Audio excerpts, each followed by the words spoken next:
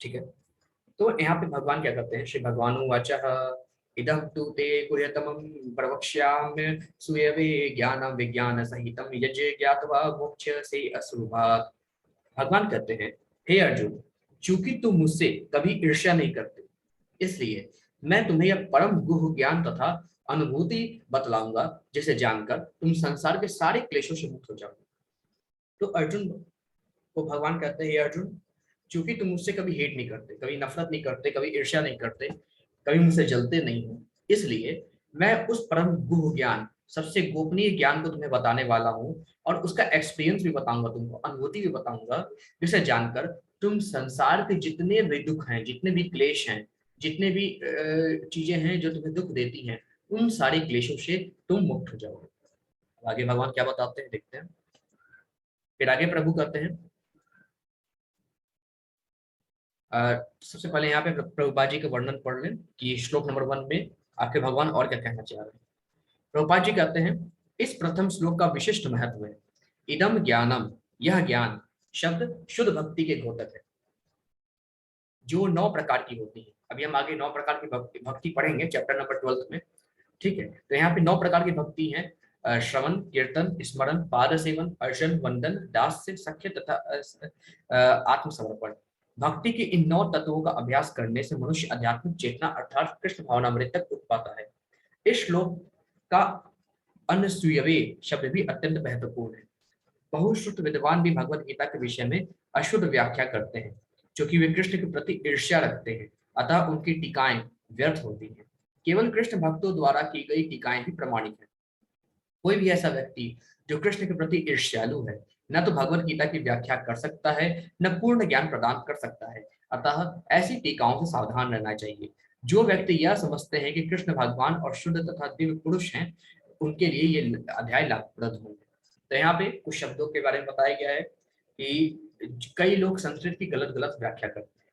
जो लोग भगवान कृष्ण के भक्त नहीं होते, जो भगवान को जानते नहीं है, या भगवान से किसी भी प्रकार की नफरत करते या ईर्ष्या करते, और वे लोग हर श्लोक में कुछ ना कुछ टीका टिप्पणी लिखते हैं। तो यहाँ प्रभुपाद जी कहते हैं कि वही व्यक्ति टीका टिप्पणी लिखने के योग्य है जो कृष्ण का भक्त हो, जिसे भगवत गीता का ज्ञान गुरु शिष्य परंपरा के थ्रू मिला हो। वही इसके मतलब कि इस पे कोई टीका टिप्पणी करने के लिए उपयुक्त है, या कोई मतलब कि आप कह सकते हैं एक इंग्लिश लैंग्वेज में, कि इंग्लिश लैंग्वेज में आप कह सकते हैं कि ही इज परमिशन, मतलब कि एक उसे एक परमिशन मिला हुआ है कि हाँ वो कर सकता है टीका टिप्पणी, क्योंकि वो भगवान का भक्त है। वो भगवान के श्लोकों की व्याख्या कर सकता है कि भगवान और क्या यहाँ पे कहना चाहते हैं। लेकिन जो सांसारिक व्यक्ति है, सिर्फ और सिर्फ संस्कृत to हिंदी ट्रांसलेशन करता है, ऐसा व्यक्ति कभी भी ऑथराइज नहीं है कि वो भगवान के श्लोकों को बता सके। ऑथराइज व्यक्ति वही है जिसे यह ज्ञान गुरु शिष्य परंपरा के थ्रू मिला है। ऐसा प्रभुपाद जी यहाँ पे करते हैं। फिर आगे भगवान क्या करते हैं श्लोक नंबर 2 में, राज विद्या राजगुह्यम पवित्र विदमुत्तमं प्रत्यक्षावगम धर्म्यम सुसुखम कर्तुमव्ययम्। यहाँ पे भगवान क्या करते हैं अर्जुन से, हे अर्जुन, यह ज्ञान जो मैं तुम्हें बताने वाला हूँ, सब विद्याओं का राजा है। जितने भी जो ज्ञान मैं तुम्हें बताने वाला हूँ, सभी विद्याओं का राजा है, जो समस्त रहस्यों में सर्वाधिक गोपनीय है। यह परम शुद्ध है, और चूंकि यह आत्मा की प्रत्यक्ष अनुभूति कराने वाला है, अतः यह धर्म का सिद्धांत है। यह अविनाशी है और अत्यंत सुखपूर्वक संपन्न किया जाता है। तो यहाँ पे भगवान कहते हैं अर्जुन से, हे अर्जुन, जो मैं अब तुमको ज्ञान बताने जा रहा हूँ, वह सभी विद्याओं का राजा है, जो समस्त रहस्य, जो भी रहस्य है, उन सब में सर्वाधिक उत्तम है, सर्वाधिक गोपनीय है। यह रहस्य एकदम शुद्ध है, और चूंकि जो ज्ञान तुमको मिलेगा, इससे तुम जान पाओगे अपने बारे में। आत्मा की प्रत्यक्ष अनुभूति कराएगा तुमको। अभी अभी तुमको आत्मा की अनुभूति हो जाएगी। तुमको जो अपने आत्म ज्ञान हो जाएगा। ठीक, अपने बारे में, अपने आत्मा के बारे में ज्ञान हो जाएगा। तुम खुद का अपने बारे में जान पाओगे। ठीक है, तो यहाँ पे भगवान कहते हैं कि यह जो मैं ज्ञान दे रहा हूँ, यह धर्म का सिद्धांत है, यह अविनाशी है, और यह ज्ञान सुखपूर्वक तुम इसको लो। आगे भगवान कहते हैं अर्जुन से, हे परंतप, जो लोग भक्ति में श्रद्धा नहीं रखते, अब भगवान क्या वो गुह ज्ञान बता रहे हैं, गुप्त ज्ञान। ठीक है, तो भगवान अर्जुन से कहते हैं कि जो लोग भक्ति में श्रद्धा नहीं रखते, वे मुझे प्राप्त नहीं कर पाते, अतः वे इस भौतिक जगत में जन्म मृत्यु के मार्ग पर वापस आते रहते हैं। तो भगवान कहते हैं कि भक्ति तो कई लोग करते हैं, लेकिन भक्ति में श्रद्धा होना चाहिए, विश्वास होना चाहिए। जैसे हम सभी लोग मंदिर जाते हैं, ठीक है, हम सभी लोग भगवान की पूजा करते हैं, लेकिन हमारे मन में इच्छाएं होती है कि मेरे सांसारिक इच्छा पूरा हो जाए, पूरा हो जाए, पूरा हो जाए। मान लीजिए हम शंकर जी की पूजा करते हैं, ठीक है, तो यहाँ पे भगवान कहते हैं शंकर जी की पूजा कर रहे हैं, पूजा करिए। मान लीजिए हमारी कोई इच्छा पूरा नहीं होती, तो हम फिर दूसरे देवी देवता की पूजा करने लगते हैं, फिर तीसरे की पूजा करने लगते हैं। मतलब हमारी भक्ति में श्रद्धा नहीं है, हम सिर्फ और सिर्फ चाहते हैं कि हमारी इच्छाएं पूर्ण हो। हम भक्ति श्रद्धा से नहीं कर रहे, विश्वास नहीं है, विश्वास हमारा डगमगाया हुआ है। हम तो यहाँ तक कहेंगे भगवान नारायण की हम सभी लोग भक्ति करते, पूजा करते हैं, क्या हमको इतना भी विश्वास है, थोड़ा सा भी विश्वास है भगवान नारायण? हमें विश्वास होना चाहिए प्रभु पे कि जो प्रभु कर रहे हैं वो सब कुछ सही कर रहे हैं। अगर हम भगवान नारायण की भक्ति करते हैं तो पूर्ण रूप से भगवान नारायण पे विश्वास होना चाहिए। जो भी जीवन में हो रहा है सब कुछ प्रभु की इच्छा से हो रहा है। हमारा काम है कर्म करना, अपने कर्तव्य का पालन करना, निष्काम भाव से कर्म करना, लेकिन जो कुछ भी जीवन में हो रहा है सब कुछ प्रभु की इच्छा से हो रहा है। हम प्रभु पे विश्वास करते हैं, है ना? प्रभु पे विश्वास करें कि प्रभु कभी हमारे साथ गलत नहीं करेंगे, हमेशा हमारे साथ सब जो करेंगे हमारे भले के लिए करेंगे। कभी कभी हमें लगता है कि हमारे साथ हमें भगवान दुख दे रहे हैं, लेकिन असल में वो दुख असली सुख है। भगवान कभी भी अपने भक्तों को ऐसा सुख नहीं देना चाहते जिससे अंत में जाके उनकी गति बिगड़ जाए।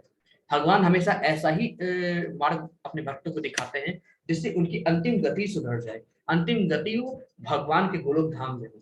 इसलिए भगवान जो भी करते हैं, जो भी अपने भक्तों के लिए करते हैं, कभी कभी लगता है कि वो हमारे लिए दुख है, हमें भगवान दुख दे रहे हैं। असल में दुख नहीं दे रहे हैं, वो आप सभी के पापों को काट रहे हैं, क्योंकि बुरे कर्म से ऑब्वियसली बात है दुख आता ही आता है। तो सारी चीजें इसी जन्म में सब कुछ करके भगवान आपको सभी पापों से मुक्त करके अंत में अपने गोलोक धाम प्रदान करना चाहते हैं।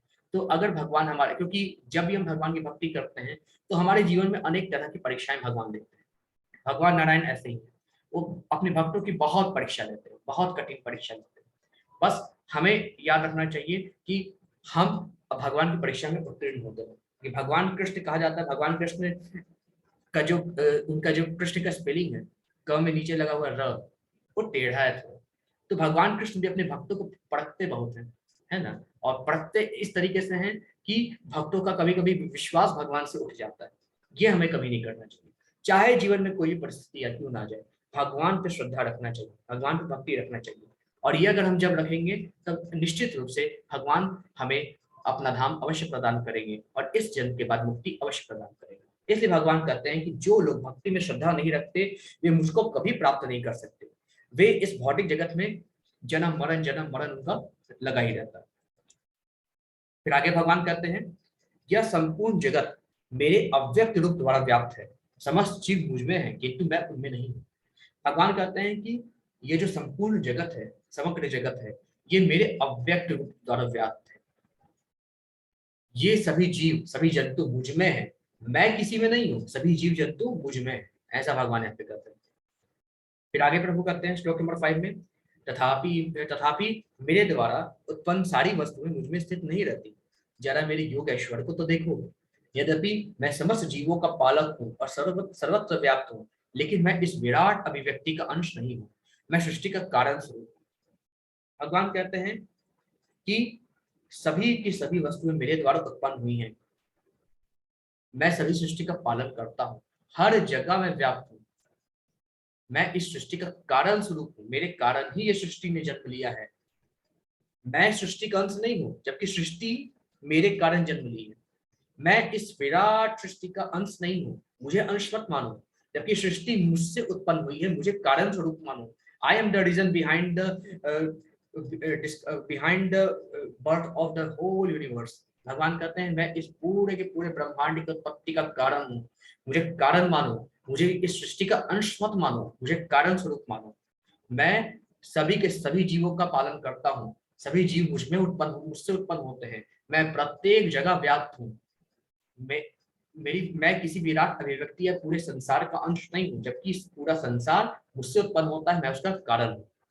फिर आगे भगवान श्लोक नंबर 6 में कहते हैं, जिस प्रकार सर्वत्र प्रवाहमान प्रबल वायु सदैव आकाश में स्थित रहती है, उसी प्रकार समस्त उत्पन्न प्राणी को मुझ में स्थित जान। भगवान कहते हैं कि आकाश में जो हवा बहती है सर्वदा वो आकाश में स्थित रहती है, आकाश में रहती है। उसी प्रकार जितने भी जीव जंतु हैं सभी लोग मुझ में स्थित रहते हैं, ऐसा भगवान यहाँ पे कहते हैं। फिर आगे प्रभु कहते हैं, संपूर्ण विराट जगत मेरे अधीन है, यह मेरी इच्छा से बारंबार स्वतः प्रकट होता रहता है और मेरी ही इच्छा से अंत में विनष्ट हो जाता है। तो भगवान कहते हैं, हे अर्जुन, संपूर्ण जगत मेरे अधीन है, यह मेरी इच्छा से, जब मैं इच्छा करता हूँ इसको प्रकट कर देता हूँ, मैं इच्छा करता हूँ इसको खत्म कर देता हूँ, मेरी इच्छा से सारी चीजें यहाँ पे होती हैं। फिर आगे भगवान कहते हैं श्लोक नंबर 10 में, मयाध्यक्षेण प्रकृति सूयते सचराचरम हेतु नानेन कौन्तेय जगत् परिवर्तते परिवर्तते। यहाँ पे भगवान कृष्ण कहते हैं, हे कुंती पुत्र, हे कौन्तेय, यह भौतिक प्रकृति मेरी शक्तियों में से एक है। ये जो प्रकृति तुम देख रहे हो, नेचर देख रहे हो, यह मेरी शक्तियों में से एक है और मेरी अध्यक्षता में, यानी I am the leader of whole the universe, मेरी अध्यक्षता में कार्य करती है। ये जो भौतिक प्रकृति है, नेचर है ना, ये सभी के सभी मेरे अधीन है, मेरी लीडरशिप में कार्य करती है, मेरी अध्यक्षता में कार्य करती है, जिससे सारे जड़ तथा अचड़ प्राणी उत्पन्न होते हैं। इसके शासन में यह जगत बारंबार सृजित और विनिष्ट होते रहता है। तो भगवान यहाँ पे कहते हैं कि हे अर्जुन, यह भौतिक प्रकृति मेरी शक्तियों में से एक है और ये मेरी लीडरशिप में, मेरी अध्यक्षता में काम करती है। जितने भी जड़ हैं, जितने भी अचड़ हैं, वो सभी प्राणी उत्पन्न होते हैं मेरे से और मेरे शासन में यह जगत बार बार जन्म लेता है, बार बार इसका खात्मा होता है। फिर आगे प्रभु कहते हैं श्लोक नंबर 11 में, अवजानन्नि मां मूढ़ा मानुषिं तनुमाश्रितं परम भाव मजानन्तो मम भूत महेश्वरम। भगवान यहाँ पे कहते हैं, जब मैं मनुष्य रूप में अवतरित होता हूँ तो मूर्ख मेरा उपहास करते हैं, वे मुझे परमेश्वर के दिव्य स्वभाव को नहीं जानते। भगवान कहते हैं कि जब भी मैं मनुष्य रूप में अवतरित होता हूँ, जब भी मैं द्वापर युग में आता हूँ, तब तब कई मनुष्य हैं मुझ पे डाउट करते हैं। वे सोचते हैं कि मैं एनर्जी से उत्पन्न हुआ हूँ, जबकि मैं अपनी इच्छा से आता हूँ। मैं एनर्जी से उत्पन्न नहीं होता, एनर्जी मेरे शरीर का तेज है, मैं उससे उत्पन्न नहीं होता। यहाँ पे भगवान कृष्ण साफ साफ कहते हैं कि मैं परमेश्वर हूँ, मैं जन्म नहीं लेता, मैं अवतार लेता हूँ। मैं अपनी इच्छा से यहाँ पे अवतार लेता हूँ और अपनी इच्छा से लीला समाप्त करता हूँ। मेरे जन्म भी दिव्य है, कर्म भी दिव्य है। जो इसको जानता है वह अंत समय में मुझे प्राप्त करता है, जो इसको नहीं जानता, भगवान कहते मैं उसको बारंबार इस जन्म मरण के चक्कर में डालता रहता हूँ। मुझे जानो, मैं परमेश्वर हूँ, ऐसा भगवान कहते हैं।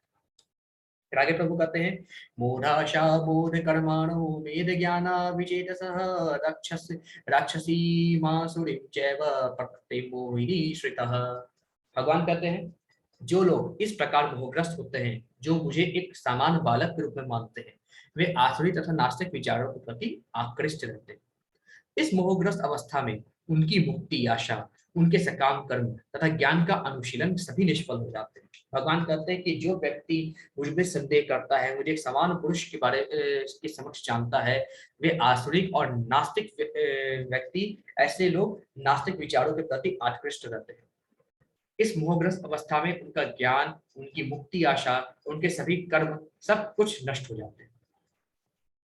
फिर आगे प्रभु कहते हैं श्लोक नंबर 13 में, महात्मानस्तु माम पार्थ देवी प्राकृतिमाश्रितः भजन्ते अनन्य मनसो ज्ञात्वा भूतादिमव्ययम्। श्लोक नंबर 13 में भगवान कहते हैं, हे पार्थ, मोह मुक्त महात्मा जन दैवी प्रकृति के संरक्षण में रहते हैं, वे पूर्णतः भक्ति में निमग्न रहते हैं, क्योंकि वे मुझे आदि तथा अविनाशी भगवान के रूप में जानते हैं। यहाँ पे भगवान कहते हैं अर्जुन से, हे अर्जुन, जो मोह मुक्त महात्मा जन है, जो सभी तरह के मोह माया से मुक्त हैं और जो दैवी प्रकृति के संरक्षण में हैं, ऐसे महात्मा जन मुझे भगवान मानते हैं, मेरी भक्ति में निरंतर रत रहते हैं, निमग्न रहते हैं, क्योंकि ये मुझे आदि तथा अविनाशी भगवान के रूप में जानते हैं। फिर आगे प्रभु कहते हैं श्लोक नंबर 14 में, सततम कीर्तयन्तो माम यतन्तश्च निर्मतः नमस्यन्तश्च माम भक्त्या नित्ययुक्ता उपासते। भगवान कहते हैं, हे अर्जुन, ये मेरी महात्मा, जो महात्मा है, महात्मा कौन कहलाता है? जो मेरी महिमा का नित्य कीर्तन करते हैं, दृढ़ संकल्प के साथ प्रयास करते हैं, मुझे नमस्कार करते हैं, भक्ति भाव से निरंतर मेरी पूजा करते हैं, वे महात्मा जन कहलाते हैं। महात्मा कौन है? जो मेरी भक्ति करते हैं, मेरे नाम का कीर्तन करते हैं, दृढ़ संकल्प के साथ मेरी भक्ति करते हैं, मुझे नमस्कार करते हैं, निरंतर मेरी पूजा करते हैं, ऐसे लोग महात्मा कहलाते हैं। तो जैसे हम देख सकते हैं प्रभुपाद जी अपने सभी शिष्यों के साथ भगवान की भक्ति कर रहे हैं, तो प्रभुपाद जी भी महात्मा का स्थान पाने योग्य है। फिर आगे प्रभु कहते हैं श्लोक नंबर 17 में, पिता हमस्य जगतो माता दाता पितामह वेद्य पवित्रम ओंकार ऋक साम यजुरेव जगत। अब भगवान यहाँ पे कहते हैं, हे अर्जुन, मैं इस ब्रह्मांड का पिता हूँ, मैं माता हूँ, आश्रय हूँ तथा पितामह यानी दादा हूँ। मैं जानने योग्य हूँ, शुद्धि करता तथा ओमकार हूँ, मैं ऋग्वेद हूँ, सामवेद हूँ, यजुर्वेद हूँ। भगवान कहते हैं, हे अर्जुन, मैं इस जगत का माता पिता बंधु आश्रय पितामह हूँ, मैं जानने योग्य हूँ, मैं ओमकार हूँ, मैं ओमकार हूँ, मैं ऋग्वेद हूँ या सामवेद हूँ और यजुर्वेद हूँ। आगे प्रभु कहते हैं श्लोक नंबर 18 में, मैं ही लक्ष्य हूँ, मैं ही पालन करता हूँ, मैं ही स्वामी हूँ, मैं ही साक्षी हूँ, मैं ही धाम हूँ, मैं ही शरण स्थली हूँ तथा अत्यंत प्रिय मित्र भी मैं ही हूँ। मैं सृष्टि का प्रलय, मैं सबका आधार, मैं आश्रय तथा अविनाशी बीज भी हूँ। तो भगवान कहते हैं, हे अर्जुन, मैं ही लक्ष्य हूँ, मैं ही पालन करता हूँ, मैं स्वामी हूँ, मैं साक्षी हूँ, मैं धाम हूँ, मैं शरण स्थली हूँ तथा सभी का अत्यंत प्रिय मित्र हूँ। मैं सृष्टि तथा प्रलय हूँ, मैं सबका आधार हूँ, सबका फाउंडेशन हूँ, मैं आश्रय हूँ तथा अविनाशी बीज भी मैं हूँ। अविनाशी बीज यानी सभी जीवों को उत्पन्न करने वाला जो बीज है वो मैं हूँ, मेरे से ही सभी चीज उत्पन्न होते हैं, सबका आधार सभी जीवों का फाउंडेशन मैं हूँ, मैं ही सृष्टि भी हूँ, मैं ही प्रलय भी हूँ। फिर आगे भगवान श्लोक नंबर 19 में कहते हैं, हे अर्जुन, मैं ही ताप प्रदान करता हूँ, मैं ही गर्मी प्रदान करता हूँ, मैं ही वर्षा को रोकता हूँ, मैं ही वर्षा को लाता हूँ, मैं अमरत्व हूँ, मैं साक्षात मृत्यु भी हूँ, आत्मा तथा पदार्थ दोनों मुझमें ही है। भगवान कहते हैं, हे अर्जुन, मैं ही गर्मी प्रदान करता हूँ, मैं वर्षा को लाता हूँ, मैं ही वर्षा को रोकता हूँ, मैं ही लोगों के पालन करता हूँ, मैं ही लोगों के भरण पोषण का व्यवस्था करता हूँ, मैं ही अमर हूँ, मैं ही साक्षात काल मृत्यु हूँ, आत्मा तथा पदार्थ भी मैं ही हूँ। ऐसा भगवान कहते हैं। फिर आगे प्रभु कहते हैं श्लोक नंबर 20 में, जो लोग वेदों का ध्यान करते हैं तथा सोम रस का पान करते हैं, जो लोग वेदों का ध्यान करते हैं और सोम रस का जो पान करते हैं, यहाँ पे सोम रस का मतलब शराब नहीं है, यहाँ पे सोम रस का मतलब है मीठे फलों का रस। ठीक है, कई लोग सोम रस को गलत मतलब निकालते हैं। सोम रस का मतलब होता है मीठे फलों का रस। तो भगवान कहते हैं कि जो लोग वेदों का अध्ययन करते हैं, मीठे फलों का रस पीते हैं, वे स्वर्ग प्राप्ति करते हैं, वहां पे जाते हैं, लेकिन वो इनडायरेक्टली मेरी पूजा करते हैं। जो वेदों का अध्ययन करते हैं, सोम रस का पान करते हैं, वे स्वर्ग प्राप्ति की गवेषणा करते हुए अप्रत्यक्ष रूप से मेरी पूजा करते हैं। वे पाप कर्मों से शुद्ध होकर इंद्र के पवित्र स्वर्गिक धाम को जाते हैं, जहां वे देवताओं का सा आनंद भोगते हैं। फिर भगवान श्लोक नंबर 21 में कहते हैं, इस प्रकार जब वे विस्तृत स्वर्गिक इंद्र शिव को भोग लेते हैं और उनके पुण्य कर्म के फल क्षीण हो जाते हैं, तो वे मृत्यु लोक में पुनः लौट आते हैं। इस प्रकार जो तीनों वेदों के सिद्धांत में दृढ़ रहकर इंद्र सुख की गवेषणा करते हैं, उन्हें जन्म मृत्यु का चक्र ही मिल पाता है। तो भगवान कहते हैं, जो लोग वेदों का ध्यान करते हैं, वेदों में लिखी हुई बातों का ध्यान करते हैं, सोम रस का पान करते हैं, ऐसे लोग स्वर्ग जाते हैं, कुछ काल तक स्वर्ग में इंद्रिय सुख भोगते हैं, वापस उनको धरती पे आना पड़ता है। इसमें कुछ एग्जाम्पल दिखाया गया है कि एक व्यक्ति मान लीजिए धरती पर है, ठीक है, और धीरे धीरे धीरे अपने पुण्य इकट्ठा करता हुआ जब उसकी मृत्यु हुई तो स्वर्ग लोक गया, कुछ समय तक यहाँ रहा और वापस फिर से पृथ्वी लोक पर आया। तो ये चीजें चक्र चलता ही रह रहा है, पृथ्वी स्वर्ग, पृथ्वी स्वर्ग, पृथ्वी स्वर्ग। यहाँ पे इंसान को जन्म मरण के चक्कर से मुक्ति नहीं है। भगवान कहते हैं, जो लोग देवताओं की पूजा करते हैं, वेदों का अध्ययन करते हैं, स्वर्ग धाम जाने की इच्छा करते हैं, वे स्वर्ग जाते हैं, कुछ समय तक वनवास करते हैं, वापस पृथ्वी पर आते हैं, फिर वैसे कम कर्म करते हैं, फिर स्वर्ग जाते हैं, फिर पृथ्वी पर आते हैं। जन्म मरण जन्म मरण जन्म मरण चलता ही रहता है ऐसे लोगों का। फिर आगे भगवान कहते हैं श्लोक नंबर 22 में, अनन्याश्चिन्तयन्तो माम ये जनाः पर्युपासते तेषां नित्याभियुक्तानां योगक्षेमं वहाम्यहम्। भगवान कहते हैं, हे अर्जुन, जो लोग अनन्य भाव से मेरे दिव्य स्वरूप का ध्यान करते हैं, जो अनन्य भाव से मेरी निरंतर पूजा करते हैं, उनकी जितनी भी आवश्यकताएं होती हैं उनको मैं पूरा करता हूँ, और जो कुछ उनके पास है उनकी रक्षा करता हूँ। तो भगवान कहते हैं, हे अर्जुन, जो लोग अनन्य भाव से मेरे दिव्य स्वरूप का ध्यान करते हैं, मेरी पूजा करते हैं, उनकी जो भी इच्छाएं होती हैं, भले वो बोले या ना बोले, उनकी सारी इच्छाओं को मैं तत्काल पूर्ण करता हूँ, और जो कुछ उनके पास उपलब्ध है उन सब की मैं स्वयं रक्षा करता हूँ। ऐसा भगवान यहाँ पे बोलते हैं। फिर आगे प्रभु कहते हैं, ये पन्य देवता भक्ता यजन्ते श्रद्धयान्वितः ते अपि मामेव कौन्तेय यजन्त्य विधिपूर्वकम्। तो श्लोक नंबर 23 में भगवान कहते हैं, हे अर्जुन, जो लोग अन्य देवी देवताओं के भक्त हैं और उनकी श्रद्धा पूर्वक पूजा करते हैं, वास्तव में वे भी मेरी पूजा करते हैं, किंतु वे यह त्रुटिपूर्ण ढंग से करते हैं। तो भगवान चैप्टर नंबर 9 के श्लोक नंबर 23 में कहते हैं, जो लोग अन्य देवी देवताओं की पूजा करते हैं, वास्तव में तो मेरी ही पूजा करते हैं, लेकिन वो इनडायरेक्टली करते हैं। ये पूजा उनकी त्रुटिपूर्ण है। वो डायरेक्टली मेरी पूजा नहीं करते, वो वाया वाया पूजा करते हैं, जिससे क्या होता है कि डायरेक्टली जब मेरी पूजा करनी चाहिए और डायरेक्ट उनको मोक्ष मिल सकता है, लेकिन फिर भी वो देवी देवताओं के पीछे जाते हैं। देवी देवताओं की पूजा करना भी मेरी पूजा करना है, क्योंकि देवी देवता मेरे से ही उत्पन्न होते हैं, परंतु ये पूजा त्रुटिपूर्ण है ना, मतलब कि पूरी तरीके से गलतियों से भरी हुई है। फिर आगे भगवान कहते हैं श्लोक नंबर 25 में, यान्ति देवव्रतः देवान् पितृन्यान्ति पितृव्रतः भूतानि यान्ति भूतेज्य यान्ति मर्त्य जिनु अपि माम्। भगवान कहते हैं, हे अर्जुन, जो देवताओं की पूजा करते हैं वे देवताओं के भी जन्म लेते हैं, जो पितरों को पूजते हैं वे पितरों के पास जाते हैं, और जो भूत प्रेतों की उपासना करते हैं वे उन्हीं के बीच जन्म लेते हैं, और जो मेरी पूजा करते हैं वे मेरे साथ निवास करते हैं। तो भगवान कहते हैं, हे अर्जुन, जो लोग देवी देवताओं की पूजा करते हैं वो देवलोक में निवास करते हैं, जो पितरों की पूजा करते हैं यानी अपने पूर्वजों की पूजा करते हैं वो उनके यहाँ निवास करते हैं, जो भूत प्रेतों की उपासना करते हैं वो उनके साथ जन्म लेते हैं, लेकिन जो मेरी पूजा करते हैं वो मेरे साथ गोलोक धाम में निवास करते हैं। आगे प्रभु बोलते हैं, तो श्लोक नंबर 26 में, पत्रम पुष्पम फलम तोयम यो मे भक्त्या प्रयक्षति ततहं भक्ति युपहर्तम स्नामि प्रयतात्मना।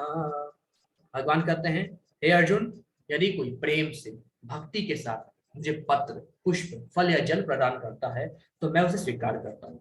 भगवान कहते हैं, हे अर्जुन, मुझे जो भी प्रेम और भक्ति के साथ एक फूल, एक पत्ता, फल या कुछ ना हो, जल या वो भी ना हो तो अपने एक आंसू आंसू भी अगर मुझे श्रद्धा पूर्वक अर्पण कर लेता है, मैं उसको प्रेम पूर्वक खाता हूँ, मैं उसको प्रेम पूर्वक स्वीकार कर लेता हूँ। भगवान कहते हैं कि तुम कुछ भी मुझे अर्पण करो, लेकिन तुम्हारी भक्ति शुद्ध होनी चाहिए, सात्विक चीज भगवान को अर्पण करनी चाहिए।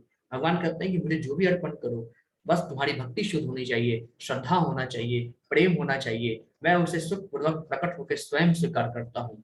चाहे वो पत्ता हो, फूल हो, फल हो, अगर तुम्हारे आंखों के आंसू भी हो तो एक आंसू भी मैं प्रत्यक्ष रूप लेके स्वीकार करता हूँ। ऐसा भगवान कहते हैं। फिर आगे प्रभु कहते हैं, यत्ते करोसि यतस्नासि यज्जुहोसि ददासि यत् तपस्यासि कौन्तेय तत् कुरुस्व मदपर्णम। भगवान कहते हैं, हे अर्जुन, तुम जो भी करते हो, जो भी खाते हो, जो कुछ भी अर्पण करते हो या दान देते हो और जो भी तपस्या करते हो उसे मुझे अर्पित करते हो करो। भगवान कहते हैं, हे अर्जुन, जो कुछ भी तुम काम कर रहे हो उसे मुझे अर्पण करो। तुम खा रहे हो, खाना को मुझको अर्पण करो। दान दे रहे हो, मुझको अर्पण करो। जो कुछ भी कर रहे हो सब कुछ मुझे अर्पण करते हो करो। फिर आगे प्रभु कहते हैं श्लोक नंबर 29 में, समोहम सर्वभूतेषु न मे द्वेष्यो अस्ति न प्रियः ये भजन्ति तु मां भक्त्या मयि ते तेषु चाप्यहम्। अब भगवान श्लोक नंबर 29 में क्या कहते हैं, हे अर्जुन, मैं न तो किसी से द्वेष करता हूँ, न ही किसी के साथ पक्षपात करता हूँ। मैं सबों के लिए संभाव हूँ, किंतु जो भी भक्ति पूर्वक मेरी सेवा करता है वह मेरा मित्र है, मुझ में स्थित रहता है और मैं भी उनका मित्र। भगवान कहते हैं, हे अर्जुन, मैं कभी किसी से नफरत नहीं करता, मैं कभी किसी से द्वेष नहीं करता, मैं ना तो किसी के साथ पक्षपात करता हूँ ना पार्शियलिटी करता, मैं सभी के लिए एक साथ संभाव हूँ। लेकिन जो मेरी भक्ति पूर्वक सेवा करता है, मेरी भक्ति करता है, वह मेरा सखा है, मित्र है, वह मुझ में स्थित रहता है और मैं भी उसका हूँ। फिर आगे भगवान कहते हैं श्लोक नंबर 30 में, अपि चेत सुदुराचारो भजते मामन्य भाग साधुरेव समन्तत्व मंतत्वे सम्य गव्य वसितो हि सह। भगवान कहते हैं, हे अर्जुन, यदि कोई जघन्य से जघन्य कर्म करता है किंतु यदि वो भक्ति में रत रहता है तो उसे साधु मानना चाहिए, क्योंकि वो अपने संकल्प में अडिग रहता है। भगवान कहते हैं, अगर व्यक्ति कोई भी तरह का महान पाप भी कर लिया हो, जघन्य से जघन्य पाप भी कर लिया हो, परंतु उसके बाद वो संकल्प लेता है कि आगे से वो कोई भी पाप नहीं करेगा और वो मेरी भक्ति में लीन हो जाता है, तो उसके समस्त पापों को मैं क्षमा कर देता हूँ। लेकिन उसे संकल्प लेना होगा कि आगे से वो कोई भी तरह का पाप, किसी भी तरह का बुरा काम नहीं करेगा। यदि वो संकल्प ले लेता है तो मैं उसको क्षमा कर देता हूँ, उसके सारे पापों को क्षमा कर देता हूँ और वो भक्ति करता हुआ मुझ तक प्राप्त हो सकता है। लेकिन उसे संकल्प लेना होगा कि वो आगे से कोई पाप नहीं करेगा। ऐसा नहीं कि पाप भी करते रहे, मेरा भी नाम लेता रहे, ये नहीं चलेगा। इससे पाप का फल 4 गुना होकर मिलेगा। लेकिन अगर वो कोई भी व्यक्ति भगवान के सामने ये संकल्प करता है कि मैं आगे से किसी भी तरह का पाप नहीं करूंगा, सिर्फ और सिर्फ आपकी भक्ति करूंगा, तो भगवान के नाम के उच्चारण से, भगवान के नाम के कीर्तन से, भगवान की कथाएं सुनने से उसके समस्त पाप अग्नि में जलकर भस्म हो जाते हैं और वह पूर्ण रूप से भगवान के समक्ष निष्पाप हो जाता है और अंत समय भगवान उसको अपने धाम प्रदान करते हैं। फिर आगे भगवान कहते हैं श्लोक नंबर 31 में, क्षिप्रम भवति धर्मात्मा स्वच्छ शांति निगच्छति कौन्तेय प्रतिजानी न मे भक्तः प्रणश्यति। वह भगवान कहते हैं, ऐसा व्यक्ति जो सभी बुरे काम छोड़कर मेरी शरण ग्रहण करता है, मेरी भक्ति करता है, तो ऐसा व्यक्ति को जो मैं परम धाम प्रदान करता हूँ, वो व्यक्ति तुरंत धर्मात्मा बन जाता है, स्थायी शांति को प्राप्त करता है। हे कुंती पुत्र, निडर होकर घोषणा कर दो कि मेरे भक्त का कभी विनाश नहीं होता। जो भी व्यक्ति मेरी भक्ति करता है उसका कभी भी विनाश नहीं होता है। फिर आगे प्रभु बोलते हैं श्लोक नंबर 32 में, मामहि पार्थ वैपाश्रित्य ये अपि स्युः पापियोन्यः स्त्रियो वैश्यास्तथा शूद्रास्ते अपि यान्ति परां गतिम्। भगवान कहते हैं, हे पार्थ, जो लोग मेरी शरण ग्रहण करते हैं वे भले ही निम्न जन्म स्त्री हो, वैश्य हो तथा शूद्र क्यों ना हो, वे परम धाम प्राप्त करते हैं। भगवान कहते हैं, अर्जुन, जो व्यक्ति मेरी शरण ग्रहण करता है, भले वो कितने भी नीच कुल में जन्म ली हुई स्त्री हो, वैश्य हो या शूद्र हो, वे परम धाम को प्राप्त करते ही करते हैं। ना इसमें जाति आड़े आती, ना धर्म, ना मजहब, कुछ आड़े नहीं आता। सिर्फ और सिर्फ वो मेरा भक्त होना चाहिए, मेरी शरण ग्रहण कर लो बस। आगे भगवान कहते हैं श्लोक नंबर 34 में, मन्मना भव मद्भक्तो मद्याजी मां नमस्कुरु मामे वैस्यसि युक्ते मत्परायणः। भगवान अब श्लोक नंबर 34 में कहते हैं, हे अर्जुन, अपने मन को मेरे नित्य चिंतन में लगाओ, मेरे भक्त बनो, मुझको नमस्कार करो, मेरी ही पूजा करो। इस प्रकार मुझ में पूर्णतया तल्लीन होने के कारण, तो तल्लीन होने पर तुम निश्चित रूप से मुझको प्राप्त होगे। भगवान कहते हैं, हे अर्जुन, तुम अपने मन को मेरे चिंतन में लगाओ, अपने मन से मेरा संकल्प करो, मेरे भक्त बनो, मुझको नमस्कार करो, मेरी पूजा करो। अगर ऐसा करते हो तो पूर्ण रूप से तुम मुझ में लीन हो जाओगे और तुम निश्चित रूप से मुझको प्राप्त करोगे। ऐसा भगवान यहाँ पे कहते हैं। फिर आगे ये चैप्टर के बारे में, अध्याय के बारे में प्रभुपाद जी के कुछ शब्द हैं। प्रभुपाद जी कहते हैं, इस श्लोक में स्पष्ट है कि इस भौतिक जगत से छुटकारा पाने का एकमात्र साधन कृष्ण भावनामृत है। लेकिन कृष्ण तत्व को न जानने के कारण भाष्यकार कृष्ण को छिपाते हैं और उनको उनके मन या शरीर से पृथक बताते हैं। यद्यपि यह कृष्ण तत्व के प्रति मेरी अज्ञानता है, किंतु कुछ लोग जनता को भ्रमित करके धन कमाते हैं। अतः मनुष्य को कृष्ण के आदि रूप में मन को स्थिर करना चाहिए। उसे अपने मन में यह दृढ़ विश्वास करके पूजा करने में प्रवृत्त होना चाहिए कि कृष्ण ही परम है। कृष्ण की पूजा के लिए भारत में हजारों मंदिर हैं जहाँ पर भक्ति का अभ्यास किया जाता है। जब ऐसा अभ्यास हो रहा हो तो मनुष्य को चाहिए कि कृष्ण को नमस्कार करे, उसे अर्च विग्रह के समक्ष नतमस्तक होकर मनसा वाचा कर्मणा हर प्रकार से प्रवृत्त होना चाहिए। इससे वह कृष्ण भाव से पूर्णतया तल्लीन हो सकेगा, इससे वह कृष्ण लोक को जा सकेगा। उसे चाहिए कि कपटी भाष्यकारों के बहकावे में न आए, उसे श्रवण कीर्तन आदि नवदा भक्ति में प्रवृत्त होना चाहिए। शुद्ध भक्ति मानव समाज की चरम उपलब्धि है। यहाँ पे प्रभुपाद जी कहते हैं कि कृष्ण भक्ति सर्वोच्च भक्ति है। कई लोग कृष्ण भक्ति को का विरोध करते हैं, कई लोग कृष्ण भगवान से ईर्ष्या रखते हैं, है ना। तो भगवान ने भी यहाँ कहा कि जो लोग मुझे ईर्ष्या करते हैं मुझे नहीं जान पाते, मेरे जन्मदिन है, मेरे कर्मदिन है। जो लोग मुझे ईर्ष्या करते हैं वे लोग जन्म जन्मांतर तक किसी मरण, जीवन और मरण में फंसे रहते हैं।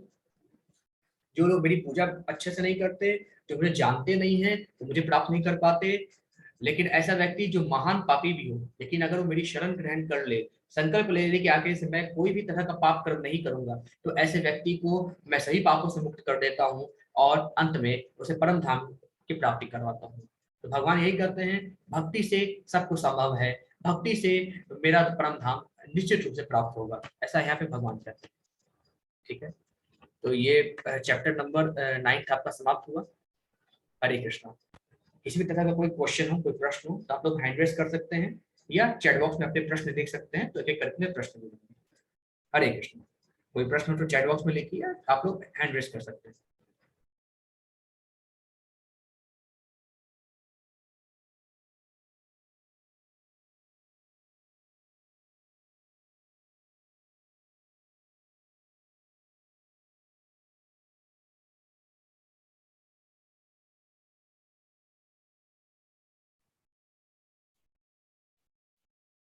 कोई प्रश्न, कोई क्वेश्चन? प्रभु जी क्विज सबके हो रहे हैं ना, एक बार पूछ लीजिए। जी मैम। सभी लोग ये बताइएगा कि क्या सभी लोग क्विज कर रहे हैं, क्योंकि आज चैप्टर नंबर 9 हो गया है, वो कि चैप्टर नंबर 8 तक आप लोगों ने किया हो। तो अगर किसी को कोई दिक्कत आ रही है तो आप हैंड रेस कर सकते हैं, नहीं तो एक बार चैट बॉक्स में बता दीजिए कि आप लोग क्विज कर रहे हैं कि नहीं कर रहे हैं, क्योंकि क्विज करना भी उतना इंपॉर्टेंट है जितना आपको यहाँ पे अध्याय से होगा। क्विज नहीं करेंगे तो आप लोग प्रॉपर तरीके से अपना अध्याय कर नहीं पाएंगे, जो आपको सिखाए जा रहे हैं यहाँ पे वो चीजें सीख नहीं पाएंगे। तो सभी लोग ध्यान दीजिएगा, अगर कोई क्विज नहीं कर रहा है, दिक्कत आ रही है क्विज करने में, तो कृपया करके आप लोग क्विज करें, क्योंकि एक तो आपको ज्ञान मिलेगा, जो भी चीज आप यहाँ पे क्लास अटेंड कर रहे हैं तो प्रॉपर तरीके से आप क्विज कर पाएंगे, अच्छे से उसको बारे में जान पाएंगे। या अगर आपको कोई दिक्कत आ रही है आप यहाँ पे प्रश्न पूछ सकते हैं। ठीक है, माता जी भी यहाँ पे हैं, तो कोई दिक्कत आ रही है आपको यहाँ पे क्विज के बारे में सारी चीज बता दी जाएगी। प्रॉपर तरीके से क्विज को फॉलो कीजिए, तभी आप अच्छे से सीख पाएंगे। साथ में जैसे मैंने आपको बताया कि कम से कम एक माला जप दिन भर में 7 से 8 मिनट निकालिए, एक माला जप हरे कृष्ण महामंत्र का कीजिए, और पूरे दिन भर में 5 से 10 मिनट अपने परिवार के साथ हरे कृष्ण महामंत्र का कीर्तन किया करिए।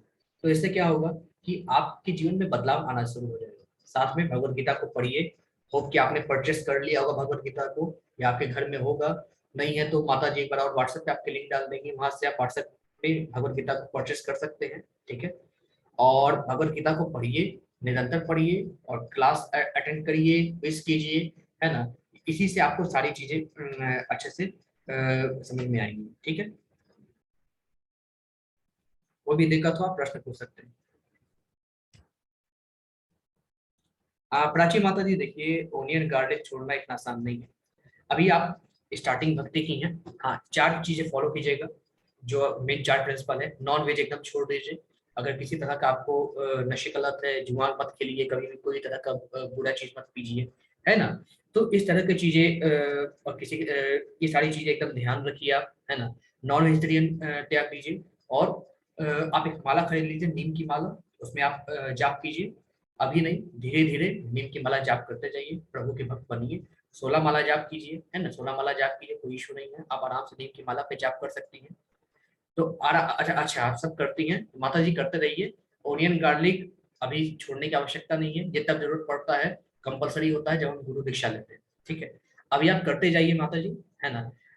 और धीरे धीरे देखिएगा कि सारी चीजें चेंज होते जाएंगी। आप धीरे धीरे ओनियन गार्लिक भी आप छोड़ेंगे धीरे धीरे, लेकिन आप धीरे धीरे भक्ति करते जाइए। स्टार्टिंग में भक्ति कीजिए। बिल्कुल आप लड्डू गोपाल की सेवा कर रही हैं, बढ़िया है, लेकिन अगर आपके यहाँ लहसुन प्याज से चीजें बनती हैं तो कोशिश कीजिएगा कि भगवान को एक गिलास दूध और कोई एक सीजन का फल अर्पण करें। या अगर आप अलग बर्तन रखती हैं लड्डू गोपाल जी का, उनका अलग से भोजन बनाती हैं, तो दैट इज बेटर, मतलब वो सही है। लेकिन अगर आपका एक ही चूल्हा है तो उस पे लड्डू गोपाल का भोजन ना बनाएं, क्योंकि लहसुन प्याज वहां पे बनता है। सिर्फ उनको एक गिलास दूध और एक कोई भी एक फल अर्पण कर दें, तो डेट विल बी ओके। अच्छा, लड्डू गोपाल जी का सब अलग है, तब तब सही है, कोई बात नहीं माता जी, उनका अलग भोग बनाइए, प्रसाद ग्रहण कीजिए, और अभी जैसे चल रहा है चलने दीजिए माता जी। धीरे धीरे सब कुछ चेंज हो जाएगा। भगवान की इच्छा होगी तो निश्चित रूप से आप लहसुन और प्याज अवश्य आपसे छूट जाएगा, उसमें चिंता की बात नहीं है। भगवान कृष्ण में भरोसा रखिए माता जी। जैसे यहाँ पे कहा गया था, श्रद्धा और भरोसा, विश्वास बहुत जरूरी है। उन पे विश्वास रखिए, निश्चित रूप से वो रास्ता दिखाएंगे। और जिस समय भगवान की इच्छा होगी, क्योंकि भगवान की इच्छा के बगैर आप कुछ नहीं कर सकती, भगवान की इच्छा होगी स्वतः ही सब कुछ रास्ता खुल जाएगा माता जी, सब कुछ छूट जाएगा। बस भगवान की भक्ति करते रहिए, भगवत गीता के बारे में पढ़ते रहिए, श्रीमद् भागवतम पढ़ते रहिए। इससे आपके अंदर के जो पाप है, के अंदर के जो जितने भी हमारे 3 गुण हैं, हमें कोशिश करते रहना चाहिए कि 7वें गुण हमारे अंदर बना रहे। उस चीज को ऊपर लाइए, भगवान के बारे में जानने की कोशिश कीजिए, श्रीमद् भागवतम में सब कुछ जानिए भगवान के बारे में। धीरे धीरे देखिएगा कि आपके परिवार वाले भी निश्चित रूप से आपसे जुड़ेंगे, मतलब कि आपकी भक्ति देखकर निश्चित रूप से वो भी भगवान कृष्ण से जुड़ेंगे। क्योंकि माता जी क्योंकि मैं लगभग 10 से 12 क्लासेस ले चुका हूँ लोगों का, है ना, तो मैं एक्सपीरियंस बता सकता हूँ कि मेरा खुद का एक्सपीरियंस कि जो घर वाले होते हैं पहले मानते नहीं, लेकिन जब आप भक्ति में प्रवृत्त हो जाती है तो 5 महीना, 6 महीना, 7 महीना के बाद वो भी भक्ति में आने लगते हैं। ये आपके कारण नहीं है, ये आपकी भक्ति के कारण है। भगवान कृष्ण की जब इच्छा होती है तो स्वयं लोग अपने ओर आकर्षित कर लेते हैं। तो जब उनकी इच्छा होती है कि मेरे भक्त का कल्याण करना है, मुझे मेरे भक्त को सब तरह से शुद्ध शुद्ध करना है, तो निश्चित रूप से लीला करते हैं। और देखिएगा धीरे धीरे आपके फैमिली मेंबर्स भी आपके साथ भगवान की भक्ति करेंगे, और एक समय आएगा जब सभी लोग लहसुन प्याज छोड़ते हैं। तो उसकी चिंता मत कीजिए माता जी, बस अपने भक्ति करते रहिए, माला जाप करते रहिए, और इस्कॉन से जुड़े रहिए, प्रॉपर तरीके से सब कुछ पालन कीजिए। निश्चित रूप से जो आप चाहती है अवश्य होगा। जी माता जी, हरे कृष्ण। और कोई क्वेश्चन, कोई प्रश्न पूछना चाहते हैं? हरे कृष्णा प्रभु जी। जी माता मेरा भी पर्सनल एक्सपीरियंस है जो मैं शेयर करना चाहती हूँ। जी। जी बिल्कुल। जैसा कि माता जी ने बोला अनियन गार्लिक छोड़ नहीं रहे हैं फैमिली वाले, हम्म। तो उनसे पूछने की और उनसे कहने की जरूरत नहीं है, आप सिंपली अनियन गार्लिक के बिना बनाना शुरू कर दीजिए। क्योंकि मेरे घर में भी ऐसे ही था, मैं पूछती थी तो मना कर दिया जाता था। फिर मैंने स्टार्टिंग कर दिया बिना अनियन गार्लिक के बनाना, और किसी ने कंप्लेन ही नहीं किया कि इसमें गार्लिक नहीं है, अनियन नहीं है, किसी ने नहीं किया है। और अभी सब लोग चैंटिंग भी करने लगे हैं। तो अगर वो खाना बनाती होंगी घर पे तो बिल्कुल कर सकती हैं ऐसा, ये सबसे अच्छा उत्तम उपाय है। लेकिन अगर कोई और घर में खाना बनाता है तो ये उपाय कर सकती हैं, बाद में स्वतः ही छूट जाता है सारी चीजें।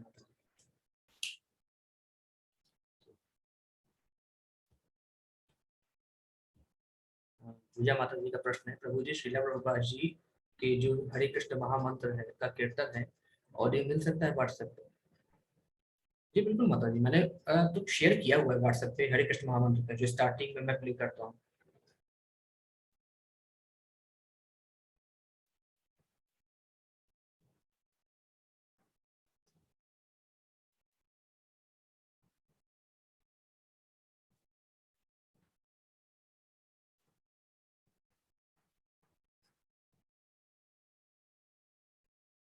हाँ ये है माता जी, टाइम का थोड़ा प्रॉब्लम रहता है, सही बोला आपने। जो मैं भी वर्किंग ही हूँ, मेरी नाइट ड्यूटी रहती है आपकी, मेरी। तो बेसिकली क्या होता है कि हम लोग स्टार्टिंग में उतना मैनेज नहीं हो पाता, है ना, क्योंकि वर्किंग हम जब रहते हैं तो उतना टाइम नहीं मिलता कि हम प्रॉपर तरीके से बना पाए। लेकिन वर्किंग है तो खाना वगैरह तो बनाते ही हैं। अगर आप कुकिंग नहीं करते, कोई और करता है, तो वही मैंने जैसे आपको कहा कि धीरे धीरे आप उस चीज को छोड़िएगा।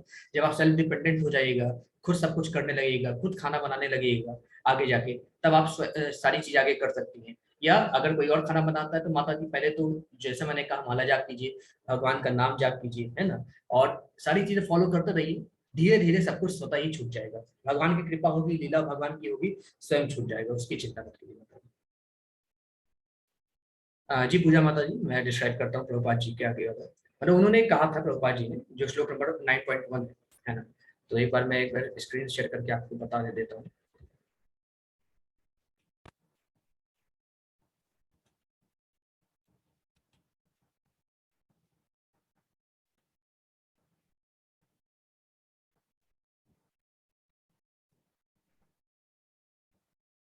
यहाँ पे प्रभुपाद जी कहते हैं कि कई ऐसे लोग हैं जो भगवत गीता को संस्कृत से हिंदी में ट्रांसलेट करते हैं। कई ऐसे लोग हैं जो उस पर टीका टिप्पणी करते हैं कि भगवान ने इस श्लोक को ऐसे बोला था, ये भगवान ने ये श्लोक को ऐसे बोला था, नहीं इस श्लोक का मतलब ये है, इस श्लोक का मतलब वो है। अलग अलग तरह की किताबें लिखी जाती हैं, अलग अलग तरह से लोग उसको ट्रांसलेट करते हैं। प्रभुपाद जी कहते हैं जो लोग भगवान के भक्त हैं, जो लोग आपके गुरु शिष्य परंपरा से उनको ज्ञान प्राप्त है, वे ही इस योग्य हैं कि भगवान के शब्दों को बता सके कि भगवान कहना क्या चाहते हैं। जो लोग सांसारिक व्यक्ति हैं, जिनको कृष्ण से ईर्ष्या है, जो कृष्ण को भगवान मानते ही नहीं है, ऐसे लोग जो निर्विशेषवादी हैं, जो भगवान को मानते हैं कि वो लाइट से प्रकट होते हैं, भगवान का अस्तित्व मानते ही नहीं है, ऐसे लोगों का टीका टिप्पणी कभी भी आपको नहीं लेना चाहिए। जो संसारिक लोग हैं, जो सिर्फ संस्कृत का हिंदी में ट्रांसलेशन करते हैं, जिनका उद्देश्य भगवान कृष्ण को भगवान मानना नहीं है, ऐसे लोग जो जिनको गुरु शिष्य परंपरा से ज्ञान नहीं मिला है, ऐसे लोगों के टीका टिप्पणी पे कभी ध्यान नहीं देना चाहिए, है ना। तो जो भी श्लोक आपका हिंदी वर्जन है ना, जो भी उसका भगवान क्या कह रहे हैं, वो सिर्फ और सिर्फ ऐसे लोगों के द्वारा सुनना चाहिए जो प्रभुपाद जी के द्वारा बताए गए।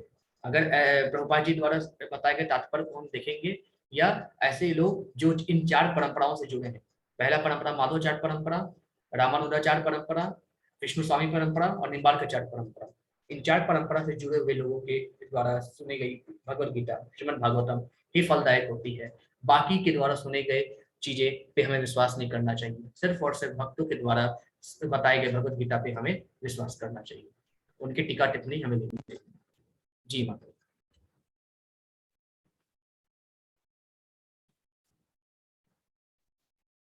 ठीक है, और कोई क्वेश्चन कोई प्रश्न पूछ सकते हैं।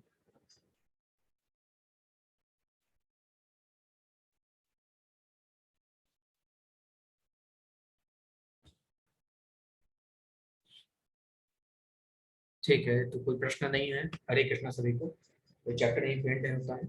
कल हम चैप्टर नंबर 10 स्टार्ट करेंगे। तो कल जो है चैप्टर नंबर 10 का 2 पार्ट होगा। चैप्टर नंबर 10 का पार्ट 1, क्योंकि चैप्टर नंबर 10 मैं चाहता हूँ अच्छे से डिस्कस करूँ। यहाँ पे भगवान कृष्ण बताएंगे कि अपने विराट स्वरूप के बारे में बताएंगे कि मैं कौन हूँ, मैं किन में हूँ, मैं किन में नहीं हूँ। तो डिटेल में डिस्कस करेंगे। चैप्टर नंबर 10 और चैप्टर नंबर 11 बहुत इंपॉर्टेंट है। चैप्टर नंबर 10 में भगवान अपने दिव्य विभूतियों के बारे में बताएंगे, और चैप्टर नंबर 11 में भगवान अपनी दिव्य विभूतियों को दिखाएंगे। इनको डिस्कस करना एकदम डिटेल में बहुत जरूरी है, इसलिए इनको चैप्टर नंबर 10 को मैं 2 दिन डिस्कस करूंगा, कल और परसों, और चैप्टर नंबर 11 को उसके बाद 2 दिन डिस्कस करूंगा। तो आपको अच्छे से चीजें समझ में आएंगी कि भगवान क्या कहना चाहते हैं, है ना। बहुत इंपॉर्टेंट क्लास है, इसको मिस मत कीजिएगा। सभी लोग रेगुलर क्लास अटेंड कीजिए, रेगुलर क्विज कीजिए, तभी आपको इसका फायदा मिलेगा। और घर में भगवद गीता खरीद लीजिए, माला करिए, कीर्तन कीजिए भगवान का, निश्चित रूप से आपके जीवन में परिवर्तन आएगा। और अपने आदतों को धीरे धीरे बदलना स्टार्ट कीजिए। अगर आप नॉन वेजिटेरियन हैं तो कृपया करके इसको पहले छोड़ दें, है ना। इसको पूर्ण रूप से छोड़ दें, है ना। कोई तरह का जुए का लत है, किसी भी नशे का लत है, उस चीज को पूरी तरीके से छोड़ दें। कभी भी बाहर से किसी के साथ संबंध नहीं रखना। इन 4 प्रिंसिपल को फॉलो एकदम स्ट्रिक्टली करें, तभी आपको भगवत गीता का फायदा भी मिलेगा। इन चारों को फॉलो करें, और निश्चित रूप से धीरे धीरे 5 महीना, 6 महीना, 7-8 महीना में आपकी लहसुन प्याज भी छूट जाएगी।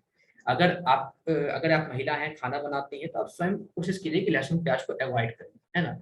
लेकिन अगर आप कोई और खाना बनाता है, तो निश्चित रूप से आप पहले इन 4 प्रिंसिपल को फॉलो कीजिए, भगवद गीता को फॉलो कीजिए, श्रीमद् भागवतम को फॉलो कीजिए। धीरे धीरे सब कुछ चेंज होगा भगवान कृष्ण की कृपा से, और देखिएगा कि आपकी जो इच्छा है लहसुन प्याज ना खाने की, सारी इच्छा पूर्ण हो जाएगी, इसमें कुछ भी संदेह नहीं। तो ठीक है, तो मैं क्लास वहीं पे एंड करता हूँ, और कोई भी प्रश्न हो तो आप व्हाट्सएप पे पूछ सकती हैं। कल फिर से इसी समय पे क्लास होगी। चलिए ठीक है, सभी को हरे कृष्ण। हरे कृष्ण प्रभु। जी, हरे कृष्ण।